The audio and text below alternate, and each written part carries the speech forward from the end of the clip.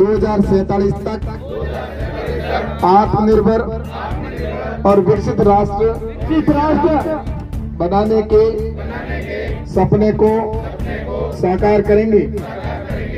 गुलामी की मानसिकता को जड़ से उखाड़ फेंकेंगे।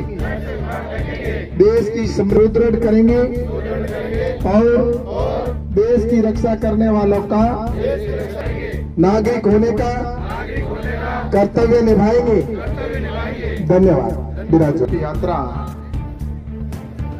जो हमारे गांव में पहुंची है, इस यात्रा में हमारे मध्य विराजमान है नवनिर्वाचित युवा, तेज तर्राट और अपनी बेबाकी से बात कहने वाले हमारे लोकप्रिय विधायक आदरणीय अरुण जी, और साथ ही हम सबके वरिष्ठ नेता जिन्होंने कई वर्षों से इस क्षेत्र की सेवा की है, और हमारे यहाँ के प्रधान आदरणीय उमेश सिंह जी अराबा जी, उप प्रधान श्रवण सिंह जी, बन्नाराम जी मंडल के अध्यक्ष, और बजरंग जी पालीवाल कई समय के बाद में वनवास काट के हमारे साथ आ चुके हैं अब, और इस बार चुनाव के अंदर पूरा हमारा साथ दिया।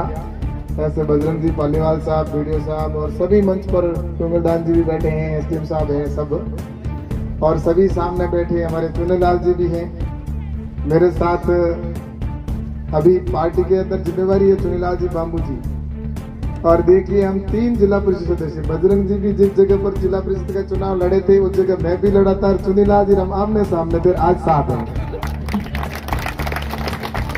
ये है परिवार। तो इसलिए सभी बैठे हुए, सभी यहाँ पर पंचायत के सभी पंच प्रमुखगण, सभी जनप्रतिनिधिगण, सभी मेरे युवा साथी और सभी माता और बहनों, और उपस्थित सभी अधिकारीगण, मीडिया के बंधुओं, आज ये यात्रा यहाँ पर पहुंची है। जो प्रधानमंत्री नरेंद्र मोदी जी का सपना है कि हमारी जो योजनाएं हैं वो हर व्यक्ति को उसका लाभ मिले, और लाभ जब तक नहीं मिलता है तब तक वो जो विकसित भारत की संकल्पना या कल्पना है वो पूरी नहीं हो सकती। अगर देश को हम गरीबी रेखा से बाहर निकालकर विकसित राष्ट्र बनाना है तो एक भी व्यक्ति या एक भी गांव अगर विकसित नहीं होता है, या एक भी व्यक्ति अगर गरीब रह जाता है, तो वो देश विकसित नहीं होता। इसलिए प्रधानमंत्री जी कहते हैं कि जो भी व्यक्ति की आवश्यकताएं, उन मूलभूत आवश्यकताओं की पूर्ति करना मेरा उद्देश्य है। और इसलिए चाहे मुझे गांव में जाना पड़े, चाहे ढाणी में जाना पड़े, मुझे वो पूरी करनी है। जिस तरह से आपने देखा होगा वैक्सीनेशन लगाया था, उस समय एक एक आदमी को बुलाकर वैक्सीनेशन करवाया कि कोई व्यक्ति पीछे नहीं रह जाना चाहिए। तो ऐसे ही योजना का लाभ सभी को मिले, इसलिए आजाद भारत में 75 साल हो गए, भारत सरकार के द्वारा ये ऐसा कैंप पहली बार लगा है।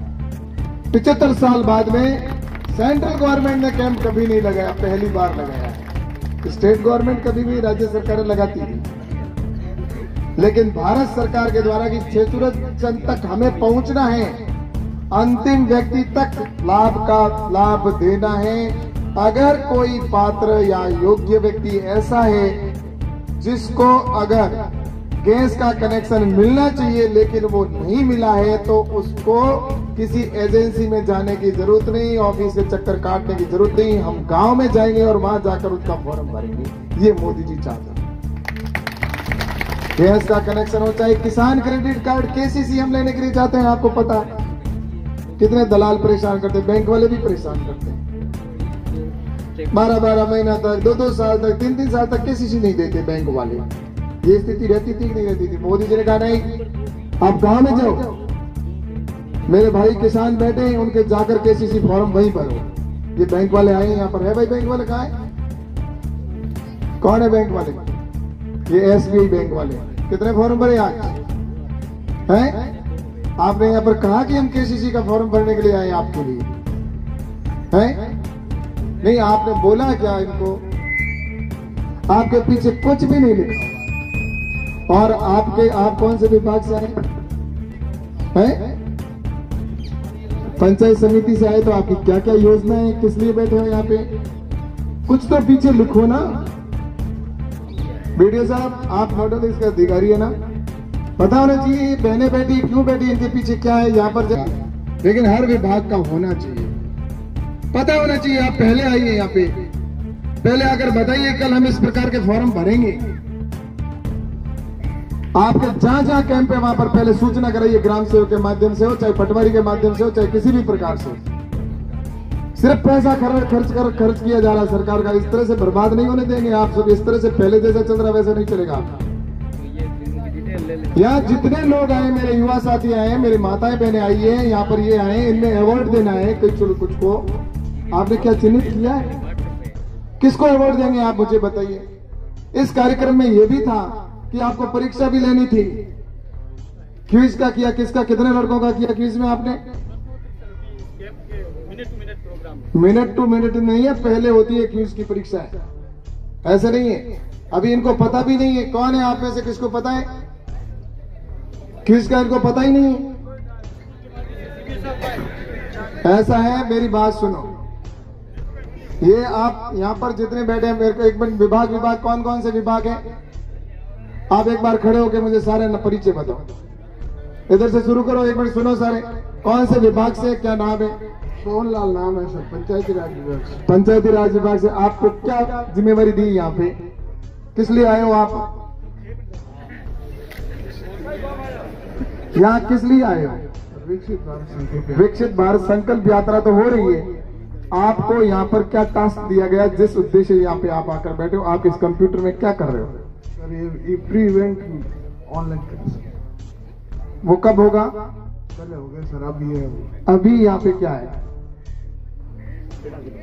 जो काम आपको जिसको दे रहे हो ना, उसकी जिम्मेवारी उनको बताओ। इनको खुद को पता नहीं मैं क्यों बैठा हूँ यहाँ पे।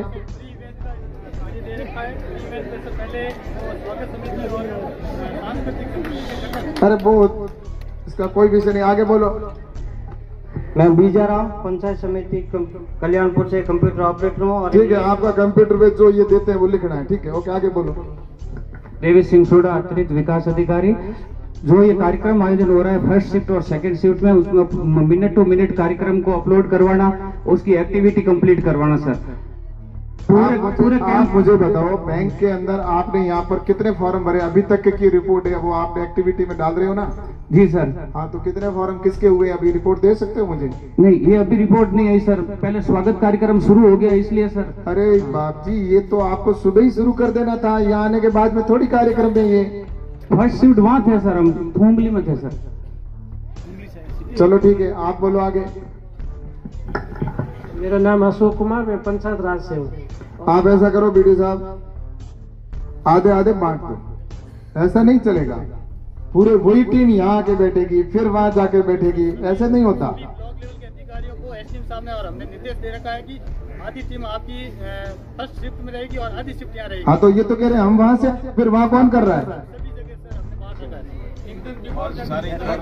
है। ऐसा नहीं होगा। एक मिनट ठहरो, अभी तो 1 महीना और चलेगा कई जगह पर। मेरा ये कहना है, आगे नाम बोलो आप हो गए, आगे बोलो। देवाराम सर, सूचना संकलित करना कर ली, ठीक है, आप बोलो। महेश चौधरी। सूचना क्या है अभी तक की? अभी तो आए हो आप, ठीक है।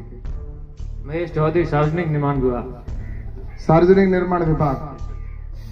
सार्वजनिक निर्माण विभाग को क्यों परेशान कर रहे हो? क्या इसमें इस विकसित भारत में है ही नहीं? नहीं, कोई ऐसा अधिकारियों को परेशान नहीं करना। जो काम कर रहे हैं उनका काम करने दो, उनको जिम्मेवारी है उसकी। अगर यहाँ पे कोई कैंप लग रहा है, सारे इस कैंप के नाम के ऊपर आप दूसरे काम को, जो वास्तविकता में उसका काम है, उसको छोड़ने की आवश्यकता, उनको करने दो। पीडब्ल्यूडी का काम है, उसको रोड बनाना है, उसका नक्शा बनाना है, उसका काम कैसे कराना है, वहां यहाँ के इनका काम भी नहीं है। पब्लिक रिलेशन से कोई विषय नहीं है। हाँ, आप बोलो। रूपाराम, कृषि विभाग से। कृषि विभाग की योजना बताओ, कौन सी चल रही है आपकी? पहली योजना से राष्ट्रीय कृषि विकास योजना। क्या है उसमें? जिसके अंतर्गत अपने जो बरसात का पानी इकट्ठा करना होता है तो खेत तलाई बनाते हैं। उसके अंदर अगर कच्चा बनाते हैं तो उस पर 63,000 रुपए अनुदान है, और अगर उसमें प्लास्टिक लगाते हैं तो उस पर 1,20,000 रुपए अनुदान। कितने किए आपने इस जिले में, इस ब्लॉक में? ब्लॉक में सर 29 हमने पोस्ट वेरिफिकेशन कर दी कल्याणपुर के। वेरिफिकेशन नहीं, कंप्लीट कितने किए? हाँ कंप्लीट, इस वित्तीय वर्ष के अंदर 29 खेतलायों का। कितने रुपए देते हैं? कच्चा बनाते हैं उस पर 63,000 रुपए। 63,000 रुपए में से यहाँ पे कोई है? हाथ खड़ा करो भाई, किसको मिला? अरे ठहरो, हाथ ऐसे मत करो, बोलना नहीं है, सिर्फ हाथ खड़ा करने का बोला। मैं बोलो, मैं जानता हूँ यार, मैं किसान भी हूँ और मंत्री भी हूँ, दोनों जिम्मेवारी है, और सांसद भी हूँ, जनप्रतिनिधि भी हूँ, मुझे ध्यान है सब, इनके एक एक को जानता हूँ कौन क्या कर रहा है। ठीक है, चलो बैठो। और कौन सी योजना है कृषि की? 1 मिनट, कृषि बड़ा विषय है, बता भाई क्या नाम क्या है? रूपाराम। हाँ रूपाराम जी, कृषि में मैं किसान हूँ, मुझे बताओ मुझे क्या करना चाहिए? एक है सर अपनी सर नहीं, मेरे को सीधा ये कहो कि मुझे आपको ये करना चाहिए, कृषि के अंदर ये चीज अगर इस क्षेत्र में करें तो बड़ा अच्छा होगा। क्या है? एक है सर अपने जो देसी खाद अपन यूज करते हैं उसकी जगह अपन सुपर कंपोस्ट की स्थापना कर सकते हैं। उसके ऊपर जो सिंगल सुपर फॉस्फेट आता है, अपने को 2 गड्ढे बनाने होते हैं, 12x5x3 फीट का 2 गड्ढे, उस पे 200 kg सिंगल सुपर फॉस्फेट मिलता है, उस पे अधिकतम 1500 रुपए का अनुदान है। उसके ऊपर जितनी वो काम क्या आता है इनको बताओ यार, मैं हम किसान, मैं नहीं सुपर फास्ट ये क्या समझता ही नहीं हूँ। कोई सुपर फास्ट बाइक ट्रेन है वो जानता हूँ, आगे बताओ।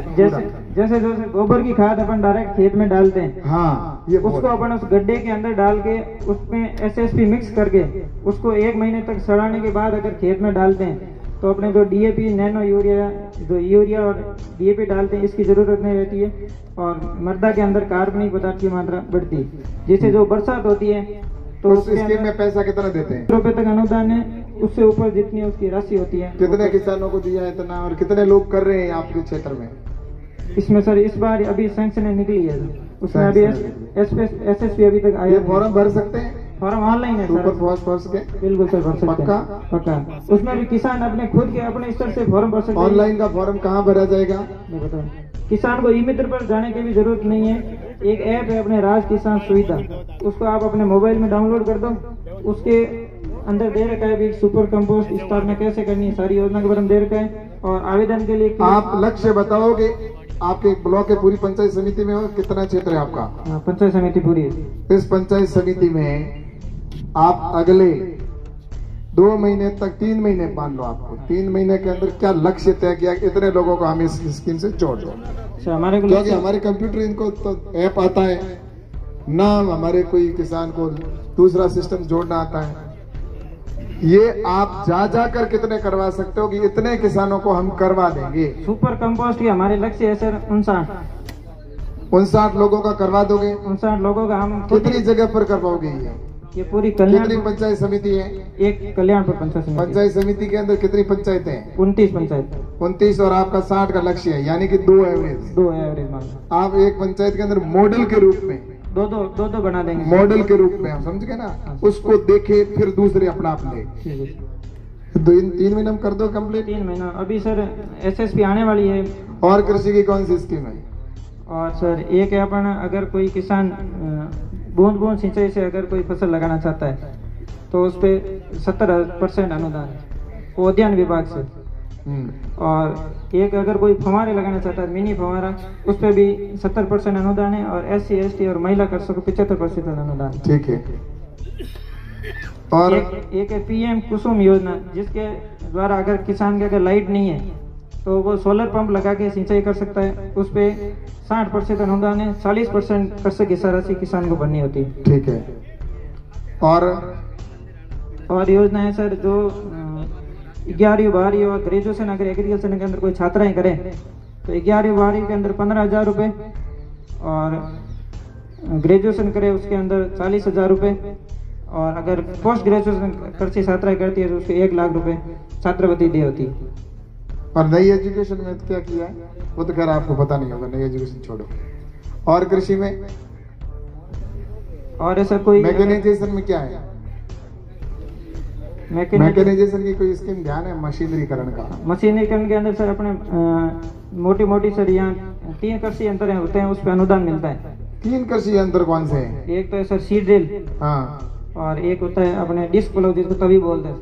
ऐसा नहीं, मल्टी कोई भी मशीन हो देश के अंदर कृषि के अंदर काम आ रही है, सभी पे अनुदान है सर यहाँ। ठीक है ना? यहाँ कुछ नहीं है, सब जगह है। कृषि में। और उसमें आप कस्टम हायरिंग सेंटर की बनाए कभी? यहाँ कल्याणपुर में कस्टम हायरिंग सेंटर। क्यों कस्टम हायरिंग सेंटर नहीं बनाए? उसकी स्कीम है, सब्सिडी है उसमें 10 लाख रुपए तक का, तो आपको उसमें सिर्फ 10 लाख रुपए तक मशीनें देते हैं। और हाईटेक हब में कितना मिलता है पता है? हाईटेक हब के अंदर 2.5 करोड़ रुपए मिलते हैं, उसमें 1 करोड़ सब्सिडी है। और इस 10 लाख में तो पूरे ही उसमें लगभग 80% है कितनी सब्सिडी है। मशीनें फ्री मिल रही है, मोटा मोटी 20% के अंदर 20% ही देना पड़ रहा है। और ये क्या है? ये ड्रोन है सर। इसमें क्या सब्सिडी है? इस पर है सर जो कस्टम हायरिंग सेंटर है और जो एफपीओ है और जो कृषि स्नातक बेरोजगार है उनको 40% मैक्सिमम 4 लाख रुपए का अनुदान है। अच्छा, और महिला है तो? महिला है तो उसको सर 50% है। महिला SC ST 50%। और एफपीओ को? एफपीओ को 75% है सर। और महिला समूह को? समूह को भी 75%। महिला समूह जो ये सेल्फ हेल्प ग्रुप राजीविका उनको 80% है। 8 लाख रुपए तक की सब्सिडी है, या 8 लाख अधिकतम या 80%। ठीक है ना? चलो ठीक है। अब ये जो नौकरी नहीं कर रहा है ये तो इतना एक्सप्लेन कर रहा है। कौन नौकरी कर रहा है ना? कहाँ नहीं कर रहा है गवर्नमेंट एम्प्लॉय तो। और ये नैनो यूरिया? ये सर नैनो यूरिया की बोतल है जिसकी रेट है अपने 225 रुपए। और जो अपने यूरिया का जो कट्टा आता है 45 किलो का, उसके बराबर ये काम करती है। और उसकी रेट क्या है? उसकी है 266.50 रुपए। 266 रुपए 50 पैसे है। और इसका कितना रेट है? 225 रुपए। 225। अब आप मुझे ये बताओ कि जिस कट्टे का आप 266 रुपए कह रहे हो, उसको सरकार कितने में खरीदती है? सरकार सर उसको 1300 में तो वो है डीएपी का। यूरिया को कितने में खरीद रही है? पता नहीं। यूरिया को 1700-1800 रुपए के अंदर खरीद के और किसान को 260 रुपए में 67 रुपए में दे रही है। यानी कि कितना रुपया लगा? सरकार का पैसा में अपना पैसा है ना, दूसरे का तो नहीं है ना। वो तो पैसा अपने टैक्स में से जाता है, सरकार का खजाने में जा रहा है। तो सरकार यूरिया डीएपी पे कम से कम तो भी 5 गुना 7 गुना पैसा भारत सरकार दे रही है, अपने को सस्ता दे रही है। ऐसी कृषि के अंदर सब्सिडी के लगभग कितने करोड़ रुपए सरकार, लाखों करोड़ रुपए सरकार दे रही है सब्सिडी के। तो ये नरेंद्र मोदी जी किसी भी प्रकार से कि किसानों को ज्यादा लाभ हो उसके लिए कर रहे हैं। हमारे को यहाँ तो साहब क्या है, जनप्रतिनिधि मैं ही हूँ, तब सभी अधिकारियों ने इनको ये की सुनाते हैं 2 साल तो कोरोना रहा, फिर नहीं कोरोना खत्म हो गया। सुनो आप बात, फिर क्या सरकार थी ने उन्होंने बताया जिला कर दिया, पूरे अधिकारी जिला के बारे में बोलते हैं, इनको पता ही नहीं है। अब आप करना ये सब। हाँ करेंगे, तो इसीलिए आया हूँ मैं। आपको जिलो दे दियो है, अधिकारी कहता है थोड़े जिलो बढ़ायो, सच्ची बात बता रही हूँ। सही है काम तो किया, तो जनता ने बता दिया ना जवाब। 3 साल तक साहब उन नेताओं के पीछे घूमे और एक बंदा 2 साल आपके ऐसा है ना, सुनो अधिकारियों को यही समझाया सभी को, इन्होंने कहा जिलो काढ़ो सच्चे जाओ थोड़े चलो वो जनता अब सब समझती है। सुना तो सही, पहले कोई बाहर से नागौर से या कोई पाली से या कोई नाटा जी वाटिया जी वो भी आके जीत के चले जाते थे। अब जनता बहुत समझदार है बाड़मेर जिले के साथ, इन्होंने तो उनको समझा बता दिया चुनाव के अंदर क्या है। अब चलो, अब 1 मिनट आगे बैठो, अब आप बैठो। अब ये तुम्हारे सामने लक्ष्य है, पूरा करना भैया, ठीक है ना। और नेचुरल फार्मिंग पे क्या है? सर सुपर कंपोस्ट है, ये नेचुरल प्राकृतिक। नेचुरल फार्मिंग और ऑर्गेनिक में क्या फर्क है ये बता दो। नेचुरल के अंदर ऑर्गेनिक में और नेचुरल में क्या फर्क है? नेचुरल में ये फर्क है जो सर अपन पुराने टाइम से जो खेती करते आ रहे हैं उसके अंदर थोड़ा कन्वर्ट करके उसको नई तरीके से खेती करना, वो नेचुरल। और प्राकृतिक जो अपने बायो कंपोस्ट वगैरह जो यूज करके उसमें नेचुरल में ये है कि आपके गाय उसके अंदर प्राथमिकता में, गाय का गोबर और उसके अंदर वो पानी के अंदर डाल के और उसका घोल बना के उसके अंदर जो बीजामृत, घनजीवामृत, पंचकर्म वो जो बनाते हैं वेस्ट डीकम्पोजर वो सारा बनता है, उससे जो खेती होती है वो नेचुरल है। और अपन यहाँ पर जो खेती करें वो नेचुरली है। और मैं ये काम अभी और करवाने जा रहा हूँ, ध्यान रखना। यहाँ पर सर्टिफिकेट कितनों के पास है ऑर्गेनिक का? ऑर्गेनिक सर्टिफिकेट किसके पास है? और अपने सारे ऑर्गेनिक आइटम में कोई केमिकल डालोगे आप? कभी आप बाजरी पाओ में कोई केमिकल दवाई नहीं डालो, मूंग पाओ मोट पाओ कई दवाई मोन होगो कौन जो भगवान दी जो लो रहो तो भाई तो ऑर्गेनिक है, वो केमिकल नोकते ही पा दूजी ऊंची।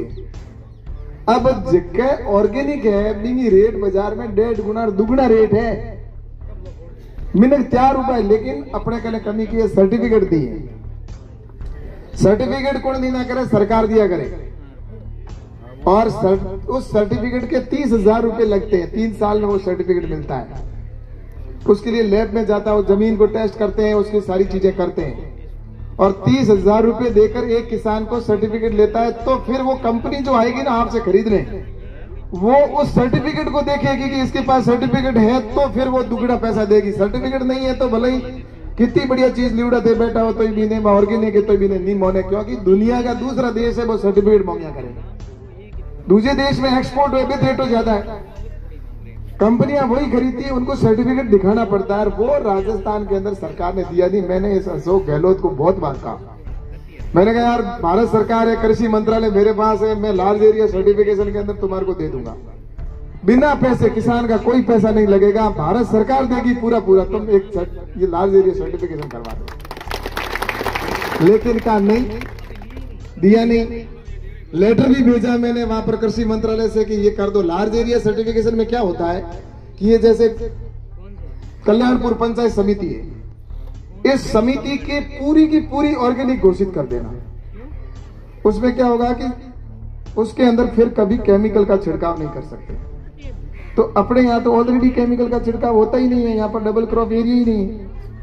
बरसात के समय में जो हुआ, तो अभी मैंने मुख्यमंत्री जी जो हमारे नए मुख्यमंत्री भजनलाल जी बने, उनको मैंने ये कहा कि अब अपन यहाँ पे ये काम करें कि जल्दी से जल्दी लार्ज एरिया सर्टिफिकेशन करवा दो, ताकि क्या होगा सभी के सर्टिफिकेट एक साथ मिल जाएंगे। लार्ज एरिया का मतलब क्या हो गया कि आपकी पंचायत समिति के अंदर कोई भी धान का उत्पादन होगा, कोई भी फसल होगी, तो वो ऑर्गेनिक स्वतः ही सरकार कह देगी कि ऑर्गेनिक है, उसका सर्टिफिकेट सभी किसानों को मिल जाएगा एक साथ, और एक भी रुपया नहीं लगेगा। जो एक एक किसान को 30,000 रुपए देने पड़ते हैं, वो पैसा तो लगता है 30,000, लेकिन वो पैसा भारत सरकार सीधा उस जो एजेंसी है उसको दे देगी, लेकिन आपको पैसा नहीं देना पड़ेगा। ये मैं आपके जल्दी आपको करवा दूंगा।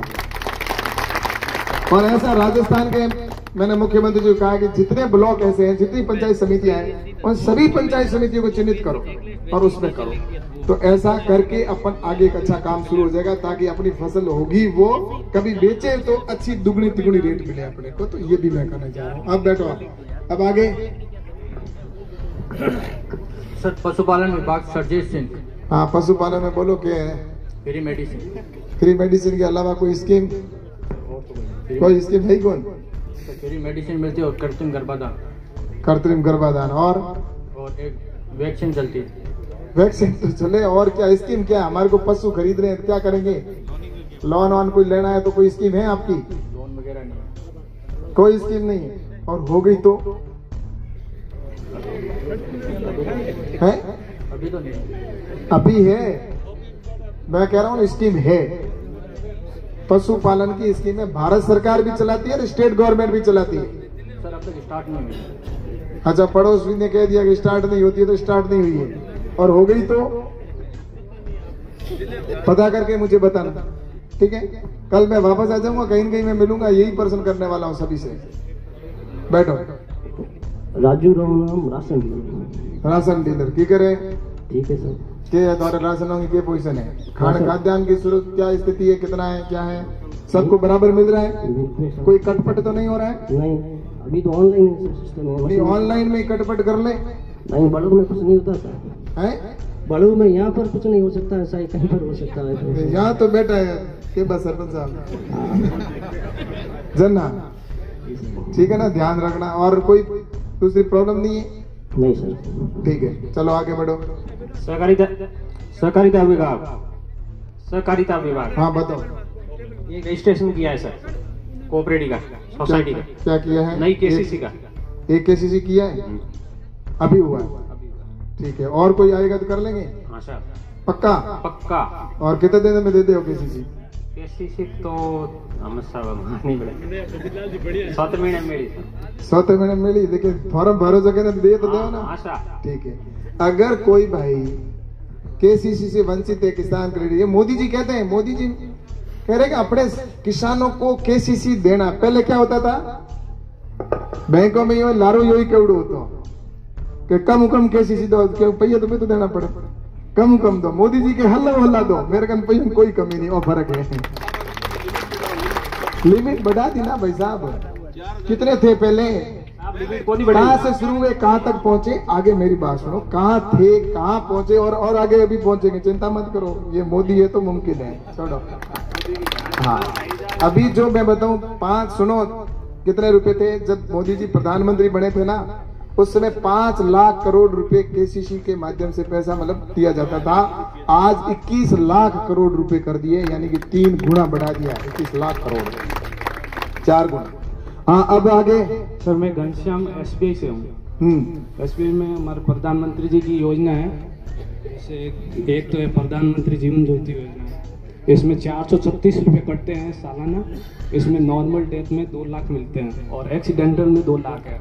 और एक अटल पेंशन योजना है जो 40 साल तक होती है, पैसे कटते हैं बाद में 60। कितने कटते हैं? वो जैसे सर एज के अनुसार है। शुरू कहाँ से होते हैं? ये 18 साल तक। 18 साल का होगा और 40 साल तक देगा। हाँ। कितने रुपए? 18 साल का देख लो सर। 18 साल वाले के 50 रुपए आएंगे, 42 रुपए। 42 रुपए, हाँ 40-42 रुपए। हाँ, ये तो 1000 की है सर। 1000 से 5000 तक पेंशन लेना चाहते हैं तो उसकी अलग अलग प्रीमियम है सर। प्रीमियम कितने फॉर्म भरे यहाँ पे? फॉर्म भरे, थूमली भरे, अभी तक यहाँ नहीं भरे उन्होंने। ऐसा है, एक स्कीम है, आप उस स्कीम के फॉर्म भरवाना। एक तो पेंशन योजना है जिसमें 3000 रुपए 60 साल होने के बाद में आपको मिलेंगे। उसमें अभी हर साल पैसे कटेंगे, जिसमें आपके 42, जो 18 साल का उसके तो 42 रुपए, और जो व्यक्ति 40 साल का हो गया उसके लगभग 200 रुपए कटेंगे। इतना ही से। और 60 साल तक देने, यानी कि 40 साल तक ही देने। भाई जो 60 साल का हो गया, अगर 40 साल का है उसको क्या करोगे? आप 20 साल दे देंगे तो उसको तो 20 साल तक दोगे ना, वो तो 60 साल तक देगा ना भाई। हाँ सर। इतना मत करो यार।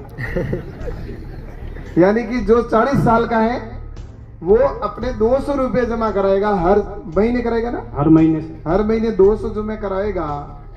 तो वो 40, जब 60 साल का हो जाएगा तब तक वो जमा कराता जाएगा। हाँ सर। 200 रुपए हर महीने।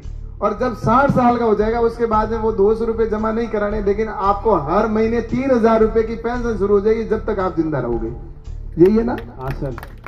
इसमें सर खर्ची का पैसा मिल बोकरी थोड़ा बहुत, और बाकी की स्कीमों आई है, मोदी जी पहाड़ पकड़ा हुई है, किसान सम्मान निधि हो या दूजा हो या बया लगे। ठीक है, चलो ये कोई फॉर्म वॉर्म भरना है तो। और एक्सीडेंटल वाले में कैसा है, किसी का एक सुनो, एक योजना है जिसमें अगर आपके एक्सीडेंट हो गया, और सिर्फ कितने रुपए जमा कराने साल के? ये तीनों योजना एक्सीडेंट में है। जैसे देखो एक्सीडेंट की अलग है, एक्सीडेंट में एक नेचुरल डेथ में भी पैसा मिलता है, जो ये 436 करते हैं, ये नेचुरल डेथ हाँ, में 4 रुपए कह रहा हूँ, 4। एक तो है जिसमें एक्सीडेंटल है, उसमें कितना रुपया कम है आपको जमा कराना? एक्सीडेंटल में 20 रुपए 1 साल का। 20 रुपए साल के जमा कराने, साल का 20 रुपया 12 महीनों का। और कभी भगवान नहीं करे कि एक्सीडेंट हो जाए तो भी घरे लारे परिवार ने 2 लाख रुपया बे मिलेला। बाकी जगह इंश्योरेंस मिले बा अलग है, सरकार का पैसा मिले बा अलग है, लेकिन स्कीम के तहत 2 लाख रुपया भले मिलेगा। और एक 300 कितने रुपए? 436 रुपए साल के। वो अगर फॉर्म आप एक इंश्योरेंस करवा देते हो तो भले ही घरे बैठा आपके बुखार उताव आन डेट होगी नहीं तो ही आपने 2 लाख रुपए मिली लारे परिवार में। और अगर कोई यूं ही डेथ होगी, जैसे पैतो नीचो बैठ गयो, मिर्गी आई डेथ होगी, की करी होगी, चाहे हार्ट अटैक आयो हो, चाहे कोई भी कारण हो, अगर वो आदमी जो 80 साल तक है, कितने साल है? 79 ईयर है ना। 80 पर ऊपर होने के बाद तो नहीं मिलेगा। 80 पर पहला अगर भी जो तो भी मिला रहे परिवार में 2 लाख रुपए मिलेगा। यही है ना नेचुरल डेथ। ठीक है, ये फॉर्म भरना चाहे तो वो वहां पर जाकर फॉर्म भरवा देना, छोटा सा पैसा, ज्यादा कुछ नहीं है। और आप अगर इसको लिंक करवा दोगे ना, सुनो, 20 रुपए सिर्फ इसका फॉर्म भरेगा, बाद में हर साल अपने आप 20 रुपया कटता रही, तो जान देने की जरूरत नहीं है। बैंक में थारे खाते में ऑटोमेटिक 20 रुपया कटी जो ठाई को पड़ेला और आपको इंश्योरेंस होतो रही, ठीक है ना। और एक्सीडेंट और नेचुरल डेथ वालों भी करवाओ तो 465 रुपया जो है वो अपना आप ही कटेला और थोड़ा इंश्योरेंस अपना आप होतो रही, हर साल रिन्यू होतो जाए, ठीक है। क्या कहो हेमंग भाई भर दो, ओके भाई हेमंग भर दो रही, ठीक है। चलो अब आगे कौन है? राम अवतार मीणा, जोधपुर डिस्कॉम। हाँ डिस्कॉम बोलो सर। अपने आरडीएसएस योजना है जिसमें 65 करोड़ का बजट बालोतरा को मिला है। आरडीएसएस योजना है जिसमें 65 करोड़ का बजट बालोतरा को मिला है। चलो ये है ना अपनी सेंट्रल का नहीं है इशू, इसको छोड़ो आप रहने दो, ठीक है ना, आपका विषय नहीं है इसमें। इधर कौन है? हाँ हेड डिपार्टमेंट से प्रदीप इसमें नाम है, डॉक्टर हूँ सर। और ये टेस्टिंग कितने हुए आज, क्या क्या टेस्टिंग कर रहे हो? आज सर एक टीबी के करे थे मेन टेस्टिंग और सिकल सेल का भी यहाँ पे किट है नहीं तो करा नहीं उसका। और अभी मेन हमारा जो यहाँ पे है वो नया जो सरकार का बीमा योजना है, आयुष्मान वाली 5 लाख रुपए की है। तो उसके लिए केवाईसी कर रहे हैं, मतलब कि जितनी ज्यादा से ज्यादा हो सके, जितने जनों की हो सके। ठीक है करवा दो सबकी, वही कर रहे हैं सर। आयुष्मान वाले कितने हैं? बहुत है ना, ये तो बहुत सारे हैं सर। अभी उनका बीपीएल वालों का कर रहे हैं जो बीपीएल में आते हैं। सभी के काज क्या योजना कैसे करोगे आप इतनों का? सर अभी जैसे 60 दिनों की है और बाकी टीम है हमारी तो घर घर जाके कर लेती है, घर घर जाके कर रहे हैं। और जैसे कोई आ जाए तो हम समझा देते हैं ऐप डाउनलोड करके कि भाई हम नहीं कर पाए तो आप जैसे पढ़े लिखे हो तो घर में 4 बंदों का कैसे करना है वो आप कर लेना, ठीक है, उस तरीके से समझा देते हैं। ये करवा देना ना, ठीक है, ये बढ़िया स्कीम है। जो इसमें क्या है, ये अपने आयुष्मान भारत में है ना? नहीं हाँ। इसमें आयुष्मान भारत यहाँ पे लागू हो गई? हाँ होगी सर। कर दी ना? हाँ सर कर दी। क्या था मैं आपको बताऊं, पहले क्या थी? चिरंजीवी स्कीम थी जिसमें एक तो सभी दवाइयां फ्री थी नहीं, कुछ दवाइयां फ्री थी। मोदी जी ने कहा कि 5 लाख रुपए तक का इलाज हम मुफ्त करेंगे। तो उसमें क्या था कि यहाँ पर जो स्कीम थी राजस्थान में अशोक गहलोत ने लागू नहीं की थी, जिसकी वजह से क्या होता था, एक तो यहाँ पर भी कई दवाइयां बाहर से खरीदनी पड़ती थी। लेकिन एक चीज और की, अभी नरेंद्र मोदी जी ने 2 चीजें शुरू की है। एक तो आपको इसके अंदर क्या किया, एक जो उसका क्या नाम है, वो जो दवाई मेडिकल दुकान है ना उसका, जन आरोग्य मंदिर। हाँ आरोग्य, जन आरोग्य मंदिर नहीं है उसका, जन औषधि केंद्र, जन आरोग्य औषधि केंद्र, आरोग्य अब नया नाम आप मंदिर कह रहे हो वो कर दिया। अभी नया अभी इसी तय हुआ है। एक अभी आप जब हॉस्पिटल में जाओ ना तो वहाँ एक दुकान सरकार की नहीं है, लेकिन वो दुकान के ऊपर दवाइयां उनको सब्सिडी भारत सरकार देती है। उस दुकान में आपको 80% सब्सिडी है। दुकान की अगर दवाई बाहर से मान लो हॉस्पिटल में नहीं मिल रही है, आपको बाहर से खरीदनी है, मान लो हॉस्पिटल में नहीं है, और कुछ दवाई मान लो ऐसी होती है जो हॉस्पिटल नहीं मिल रही लेकिन बाहर मिल रही है, तो उसमें उस दुकान जन आरोग्य जो सेंटर है वहां पर अगर जाओगे तो जो दवाई आपके 100 रुपए की है वो 20 रुपए में मिलेगी, 100 रुपए वाली 20 रुपए में मिलेगी। दूसरी दुकान पे जाओगे तो 100 रुपए, और उस दुकान पे जाओगे तो 80 रुपए में मिल जाएगी वो। ये मोदी जी ने एक दुकान नई शुरू कर दी सब जगह देश भर में। और एक आप अगर यहाँ से पहले अगर कोई इलाज कराने, मान लो कोई अगर अहमदाबाद चला जाए, कोई डीसा चला जाए, कोई दिल्ली चला जाए, दूसरे राज्य के अंदर जाते थे, तो अपने कई भाई यहाँ से बाहर गुजरात रहते हैं, कोई दूसरी जगह रहते हैं, लेकिन उनका जो कार्ड तो यहाँ का बना हुआ है, तो वो वहां पे फ्री इलाज नहीं करवा सकता था। या यहाँ से कोई अगर आप एकदम कोई डॉक्टर ने कह दिया कि ये तो ज्यादा सीरियस है और इसको आप अहमदाबाद लेके जाओ, तो अहमदाबाद जाते थे तो यहाँ वाला कार्ड काम नहीं आता था, चिरंजीवी जो था वो यहाँ काम नहीं आता था, वहां वाले उसका लाभ नहीं देते थे, क्योंकि स्कीम मोदी जी की जो स्कीम थी उससे वो जुड़े हुए ही नहीं थे अशोक गहलोत, इसलिए वो नहीं मिलती थी। तो अब ये स्कीम लागू हुई तो अब आप हिंदुस्तान के किसी भी हॉस्पिटल में जाओगे तो आपका 5 लाख रुपए तक का फ्री इलाज होगा। ये भी लागू कर दिया, ये सरकार आते ही निर्णय ले लिया। हाँ और कोई आपके? सर नमस्ते, मैं महिला बाल विकास से सुपरवाइजर निशा बोल। ठीक है चलो, क्या कर रहे हो आप महिला बाल विकास में? सर अभी ये है IGPMY इंदिरा गांधी मातृ वंदन योजना के पहले कितना मिल रहा है, क्या है सर इसके अंदर? अगर फर्स्ट लड़का होता है, चलो अब छोड़ो वो आप बताइए सरपंच साहब। जुलाई अगस्त का पोषार कहाँ है? जी सर जुलाई अगस्त का पोषार है नहीं, वो कहाँ गया? पोषार सर 2-3 महीने से आता है। नहीं आता है, हर बार आता है, बिल्कुल आता है, वो गबन हुआ है, इसकी जांच होनी चाहिए सर। जांच करवाएंगे। हाँ। ठीक है, सुनो इसकी जांच कराना अरुण जी। ठीक है, आगे। मैं मेडिकल टीम के साथ हूँ, ठीक है, का वर्कर। आप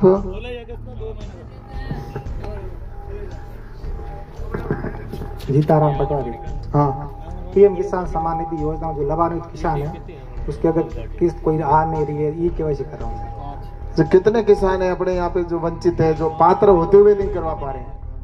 सर कल्याणपुर तहसील में तो 2500 के लगभग है। 2500 किसान है जो पात्र है, लेकिन उनके आगे आपने भेज दिया? हाँ सर, ई केवाईसी नहीं करवा रही। ई केवाईसी तो करानी पड़ेगी ना इनको। हाँ सर, ये ऐसा है, ई केवाईसी आप ऐसे किसान कौन कौन है उनको चिन्हित करके उनके घर जाके करवा दो। सर ये सुविधा ऑनलाइन पोर्टल पर भी है, ई मित्र पर भी है। और ऐसा है, ई केवाईसी के जब सुनो, ये किसान सम्मान निधि का पैसा है ना, कृषि मंत्रालय से आता है, आपको पता है? अपने जो मंत्रालय ना कृषि मंत्रालय, तो जाने के बाद में तो रहते कई के कैलाश जी थे खे कराए और मंत्री बढ़िया बचे।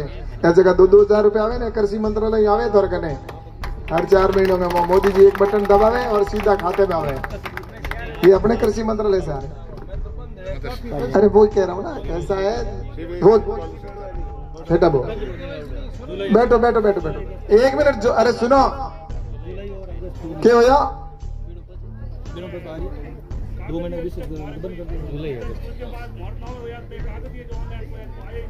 वो ऑनलाइन तो आपको विभाग में जाके कराना पड़ेगा, जो अपना राजस्व विभाग है ना, वहां जाके आप कागज सही कंप्लीट करवा के ऑनलाइन कराओ।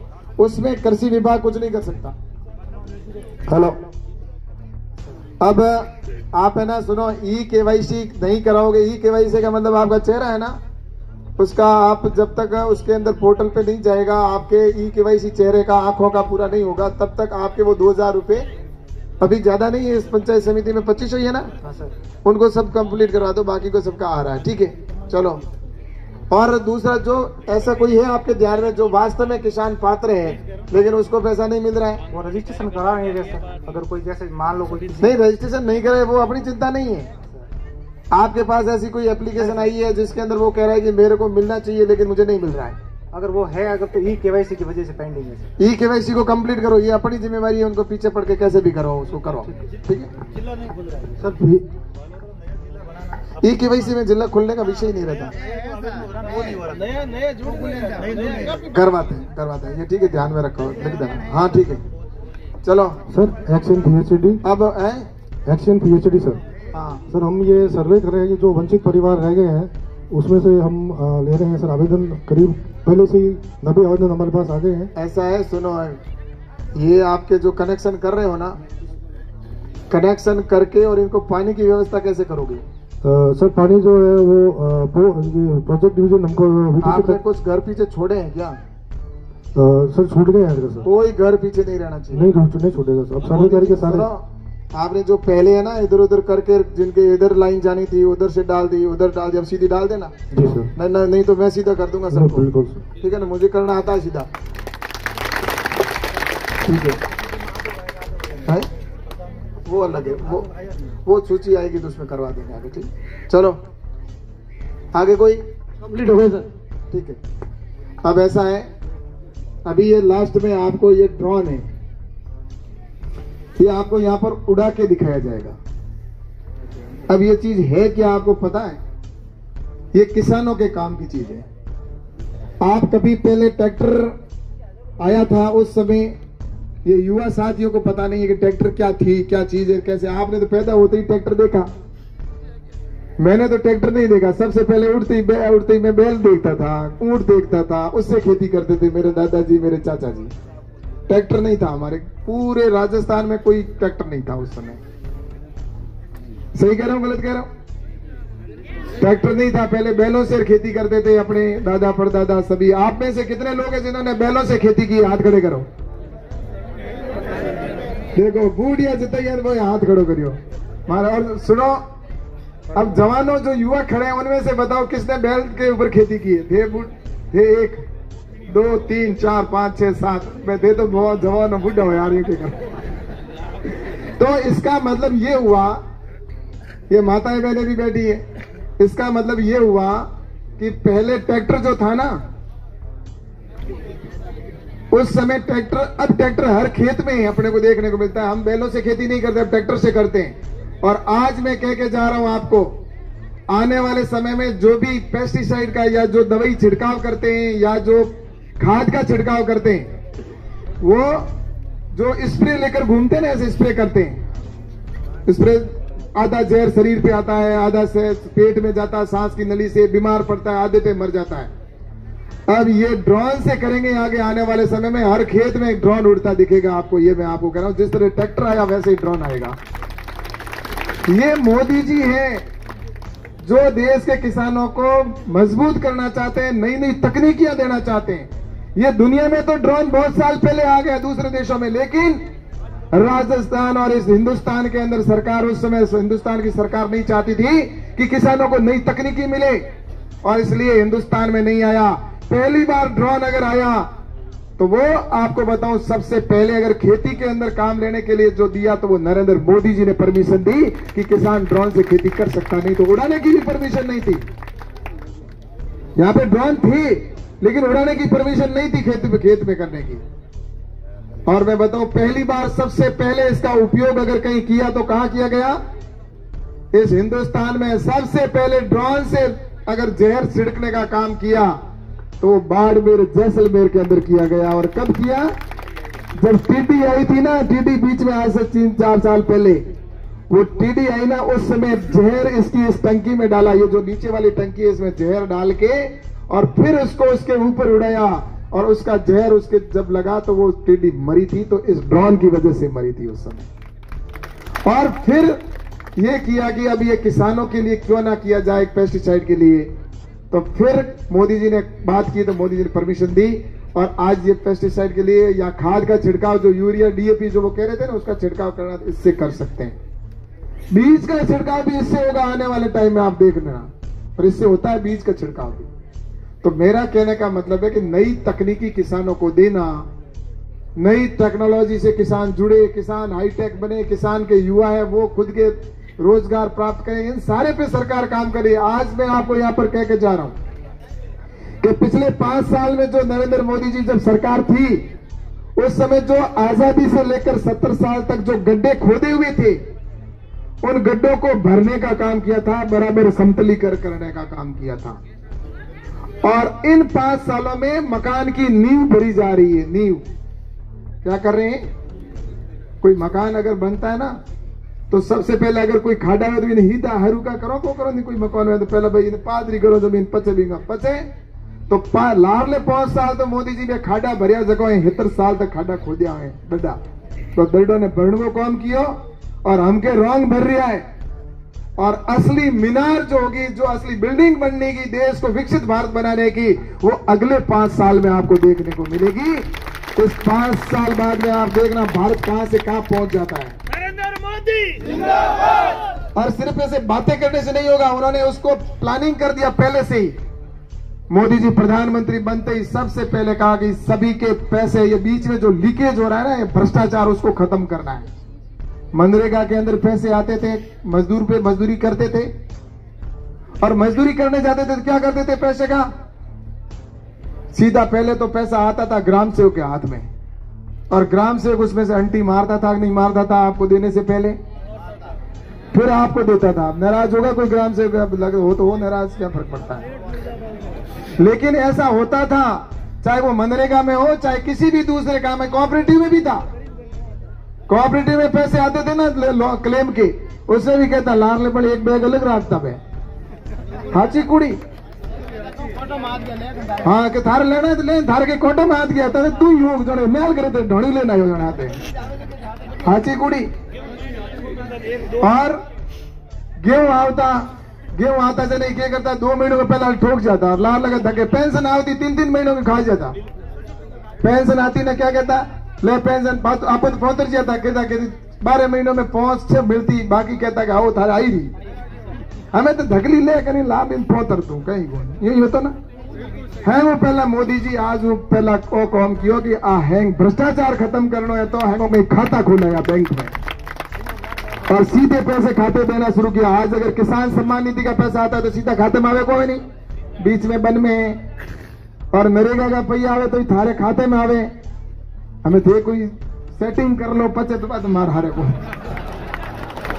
पर मोदी जी थारे खाते में पैसा दिखा दे 50 रुपए के थोड़ के पैसा दे रखा नहीं क्यों मैं कही तो क्या तो हम क्या वो कुल मिलाकर ये कहना है कि ये बंद करने का काम मोदी जी ने तो पक्का कर दिया। आपके हाथ में पैसा दे दे पैसे दे थारे जोड़ो।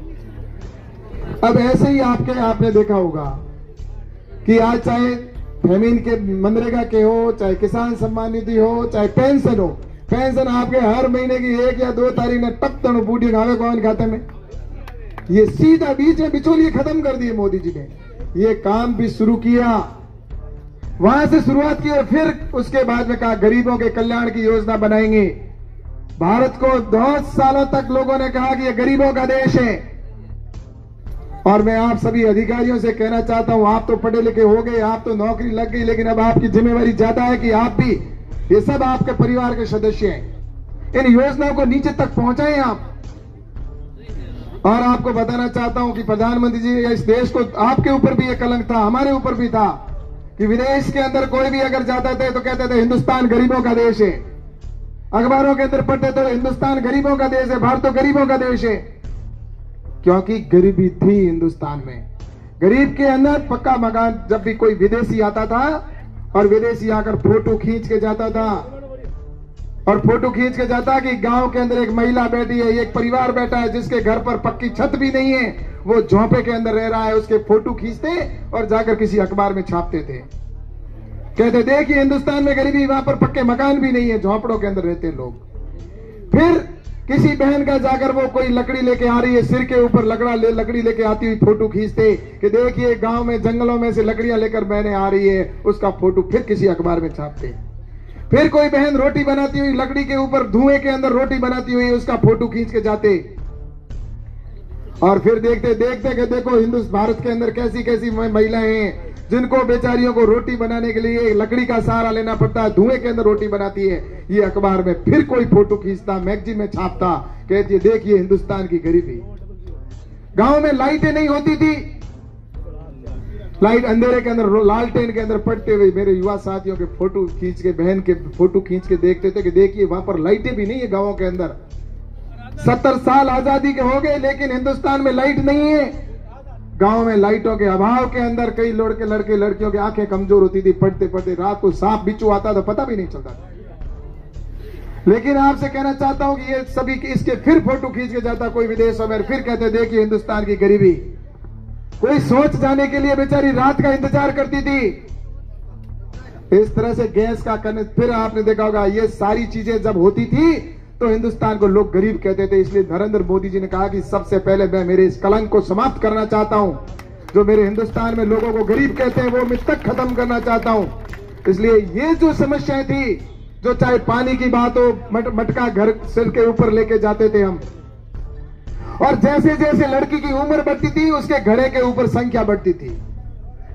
बच्ची छोटी सी होती थी 10 साल की, 7-8 साल की, उसके ऊपर एक छोटा सा घड़ोला रखते थे, क्योंकि वो अपनी माँ के साथ जाती थी। तब उसको कहता सीख ले बेटा तू थोड़ा, उसके ऊपर एक छोटा सा घड़ोला रख के लेके जाती थी कि चलो वो उसकी आदत में आ जाए। फिर वो जैसे ही 10 साल की होती तो थोड़ी मटकी का आकार बड़ा हो जाता था। फिर वो थोड़ी सी 15 साल की होती तो घड़ों के ऊपर छोटा और घड़ा आ जाता था, बड़ा घड़ा उसके ऊपर एक छोटा घड़ा। वैसे ही जैसे ही 20 साल की होती तो उसके ऊपर फिर तीसरा घड़ा आ जाता था। ऐसे करते वो जाती, घड़े से 2-3 घड़े लेकर पानी आती थी और ऐसे ही वापस नीचे उतरता था। जब वो 60 साल की हो जाती तब उसके ऊपर फिर से एक घड़ा नीचे, 2-3 घड़े होते थे, उससे एक घड़ा नीचे उतरता था। 70 साल की होती उस समय फिर एक घड़ा छोटा उतर जाता था। फिर थोड़ी बड़ी होती तो फिर एक घड़ा रह जाता था। उससे बड़ी बुजुर्ग हो जाती थी तो उस घड़े का आकार फिर छोटा हो जाता था, और बड़ी होती तो फिर उसका घड़ा फिर छोटा हो जाता। लेकिन माँ होती थी वो पानी लाकर हमें पिलाती थी। ये चीज देश के अंदर लोगों ने देखी, सहन की। दूसरों की मुझे मालूम नहीं, मेरी माता तो लाती थी पानी बहुत दूर से, खड़ा 4 किलोमीटर से पानी लेके आती थी सिर पे घड़ा डालकर।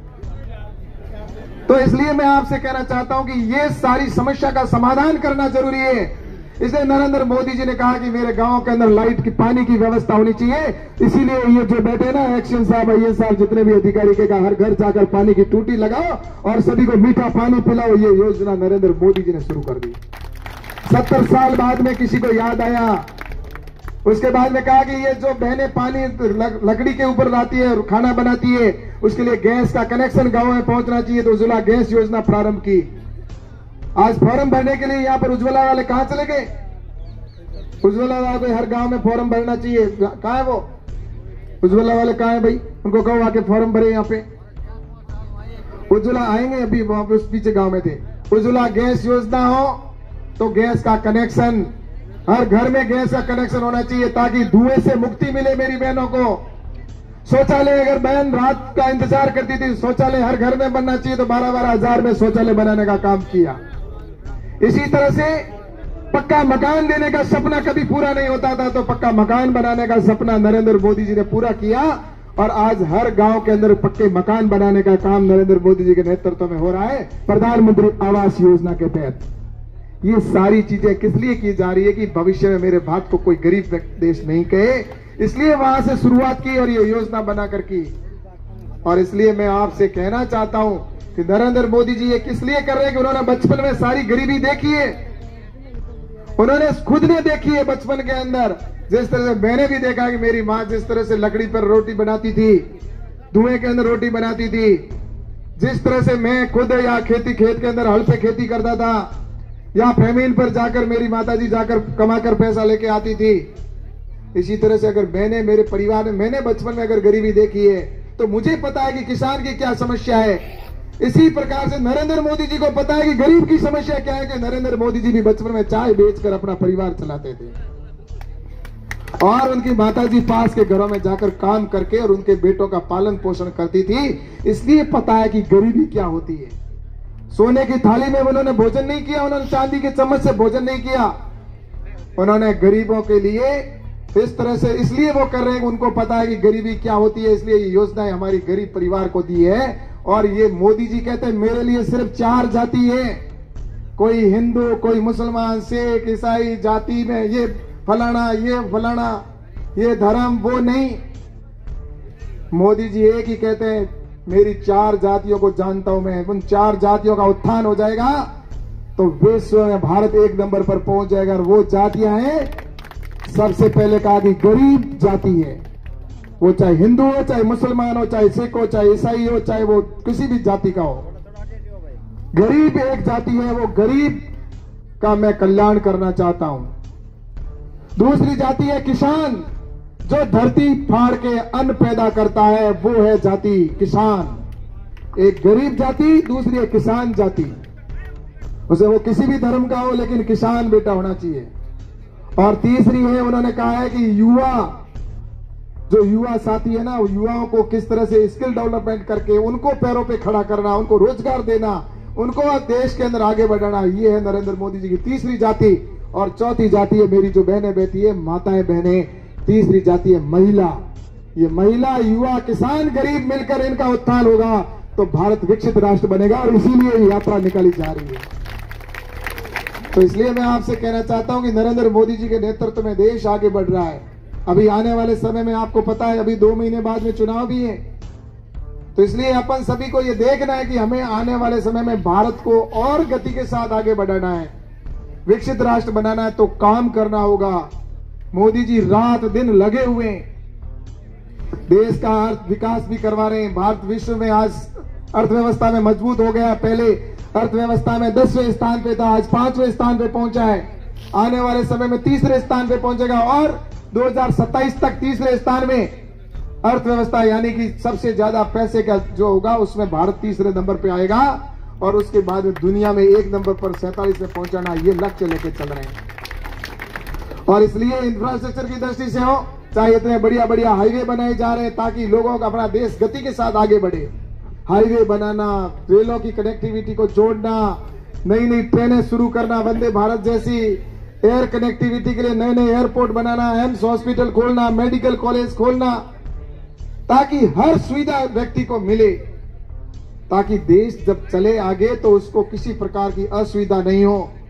और इसलिए नरेंद्र मोदी जी के नेतृत्व में भारत आगे बढ़ रहा है, तो उसमें राज्य का होना बहुत जरूरी है। और इसलिए राजस्थान के अंदर सरकार, जो पिछली सरकार थी उसमें बहुत हमें जो गति के साथ राजस्थान का विकास होना चाहिए वो नहीं हुआ, इसलिए आप सबने आशीर्वाद देकर यहाँ पर परिवर्तन कर दिया।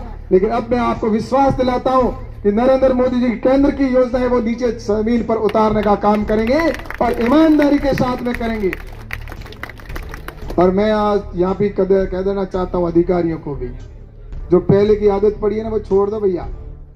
ये लेन देन की कई मैंने आदतें सुनी है यहाँ पे।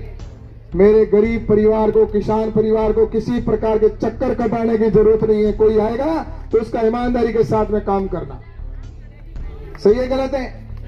चक्कर काटने के मेरे पास में से अगर दिल्ली के अंदर बैठा हूं, फाइल आती है, मैं अगर 5 मिनट 10 मिनट पढ़ने के सिवा उस पर समय खराब नहीं करता। प्रधानमंत्री जी के पास जाते हैं, फाइल तुरंत वो साइन करके उसको भेज देते हैं। तो आपको क्या तकलीफ हो रही है? कोई आदमी ज्यादा चक्कर क्यों कटवाते हो भाई?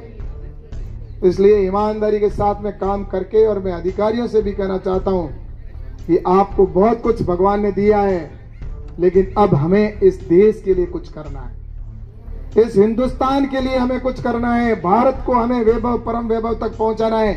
उसमें हमारा भी योगदान हो, हर व्यक्ति का योगदान होगा। इसीलिए संकल्प लिया हम सब ने, विकसित भारत संकल्प के भारत जो लिया है उसमें आपने शपथ खाई है, शपथ ली है। शपथ का मतलब क्या होता है आपसे ज्यादा कोई नहीं जानता, चाहे वो किसान हो, चाहे गरीब हो, चाहे मजदूर हो, चाहे युवा हो, चाहे अधिकारी हो। आप और हम सब ने शपथ ली है। इसलिए मैं एक छोटी सी बात कहकर मेरी बात को पूरी करना चाहूंगा कि कोई व्यक्ति सोचता होगा कि मेरे एक करने से क्या होगा, मैं किसान हूं, खेत में काम करता हूं, उससे क्या फर्क पड़ जाएगा, मैं मजदूर हूं, मेरे एक से क्या फर्क पड़ जाएगा, मैं युवा हूं, उससे क्या फर्क पड़ जाएगा। एक एक व्यक्ति, एक अधिकारी हो चाहे कर्मचारी हो, हर व्यक्ति का योगदान होता है। भगवान श्री राम जब श्रीलंका जा रहे थे ना, तो उस समय एक छोटी सी गिलोरी थी, वो भी राम सेतु जब बना रहे थे, तो जब वो सेतु बन रहा था, पुल बना रहे थे समुद्र में, तब बाकी सेना पत्थर डाल रही थी बड़े बड़े, तो एक छोटी सी गिलोरी भी थी।